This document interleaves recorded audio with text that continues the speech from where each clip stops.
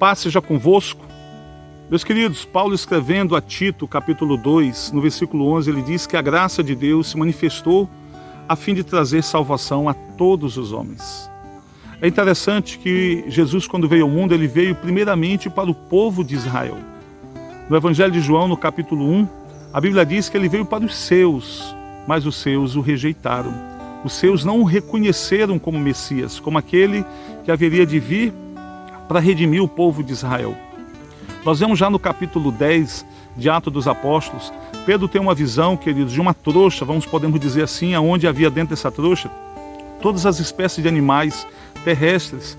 E Pedro então recebe uma palavra de Deus, que Deus disse: Pedro, mata e come, mata qualquer um desses animais e come. E no meio daqueles animais haviam alguns animais que eram considerados impuros para a nação de Israel. E Pedro então disse para Deus: longe de mim, Senhor, comer alguma coisa impura. E a Bíblia diz que aquela cena se repetiu e o pedido de Deus se repetiu por 3 vezes. E Pedro negou, não quis comer nenhum daqueles animais. E aquela trouxa então se fechou e voltou para o céu.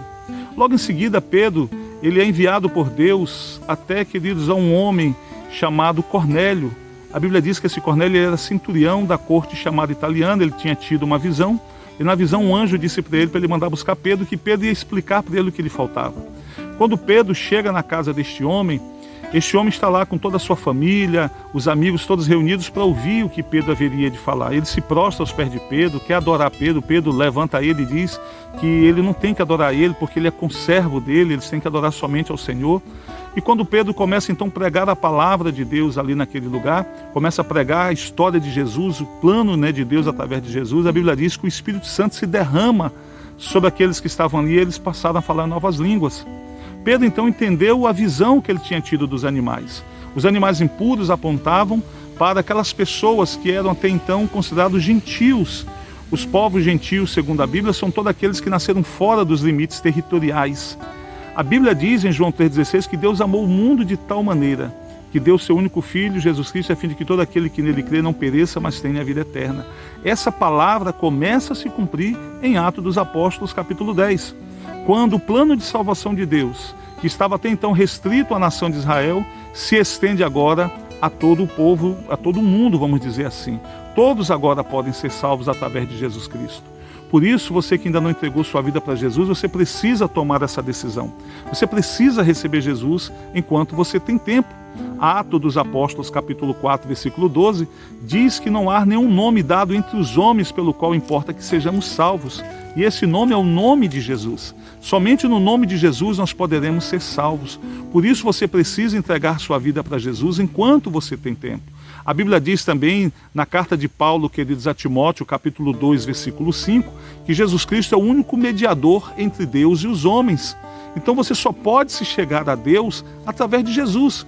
João 14,6 diz que Jesus é o caminho, a verdade e a vida. Ninguém vai ao Pai se não for por Ele. Você precisa então receber Jesus como Senhor e Salvador. A Bíblia diz no Evangelho de João, capítulo 1, versículo 12, que a todos quanto o receberam, o Pai deu a eles o direito de serem chamados filhos de Deus, a saber, aqueles que não nasceram nem da vontade da carne, nem da vontade do homem, mas da vontade de Deus. E se você entregar sua vida para Jesus, nenhuma condenação de pecado haverá sobre você. Deus nos dá essa promessa, queridos, em Romanos capítulo 8, versículo 1. Ele nos promete que não haverá mais condenação alguma sobre nossas vidas. Paulo escrevendo, queridos, a Coríntios, no capítulo 5, versículo 17, na sua segunda carta, ele diz que aqueles que estão em Cristo Jesus serão novas criaturas, as coisas velhas passarão, e eis que tudo se fará novo. Ou seja, Deus nos dará uma nova chance, Deus nos dará uma nova oportunidade. Por isso, receba Jesus em sua vida como Senhor e Salvador. Tenha o perdão dos seus pecados, queridos, para que você possa então ser chamado de filho de Deus. Romanos capítulo 8, versículo 14 diz que todo aquele que é guiado pelo Espírito Santo de Deus se torna filho de Deus. E para que você possa receber o Espírito Santo, você precisa primeiramente receber Jesus como Senhor e Salvador pessoal de sua vida. Se você tomar essa decisão, seus pecados serão perdoados, seu nome será escrito no livro da vida, o Espírito Santo virá morar em você para conduzir você nessa nova vida, porque Deus sabe que sozinho eu e você não conseguiríamos. Nós precisamos da ajuda do Espírito Santo para vivermos uma vida agradável a Deus e ao final da nossa vida possamos encontrar um lugar de descanso junto ao Pai. Então faça isso enquanto você tem tempo. Se você não recebeu Jesus, receba.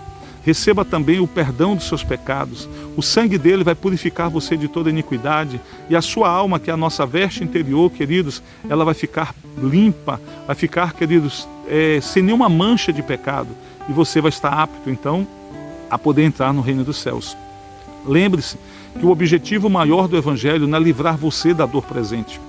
As pessoas vão às igrejas para se livrar das suas dores, para se livrar das suas preocupações, para se livrar dos seus problemas. E muitas das vezes esse é apenas o objetivo, é apenas a razão por qual elas vão à igreja. Mas isso não pode ser o nosso objetivo principal. Porque o Evangelho, queridos, ele pode até nos livrar da dor presente, mas ele quer nos livrar de uma dor futura. Ao final da nossa vida, você, por mais que possa ter uma vida abençoada, cheia de bens, imagina que você possa até morrer rico, mas quando você morrer, você percebe que a sua riqueza de nada adiantou. Não consegue colocar você dentro do reino dos céus. Ah, você vai dizer, mas eu fui uma pessoa boa, ajudei outras pessoas, mas isso não é o suficiente. Paulo, escrevendo aos Efésios, capítulo 2, versículo 8 e 9, ele diz que a salvação não é por obras, para que ninguém se glorie, a salvação é por meio da fé, e fé na graça de Deus. A graça de Deus se manifestou ao mundo, queridos, para trazer salvação, como diz Tito, capítulo 2, versículo 11. Então nós precisamos entender que se nós não recebermos Jesus como Senhor e Salvador, nós não teremos parte no reino dos céus. Por isso, receba Jesus hoje. Entregue seus caminhos ao Senhor e Ele satisfará os desejos do teu coração. Você vai poder ser chamado de filho de Deus. E a bênção de Deus vai estar sobre a sua vida e te acompanhará todos os dias, até que um dia Ele chame você para morar com Ele na glória. Guarde esse recado, guarde essa palavra, que Deus te abençoe, que Deus te guarde, hoje e sempre. Paz seja convosco.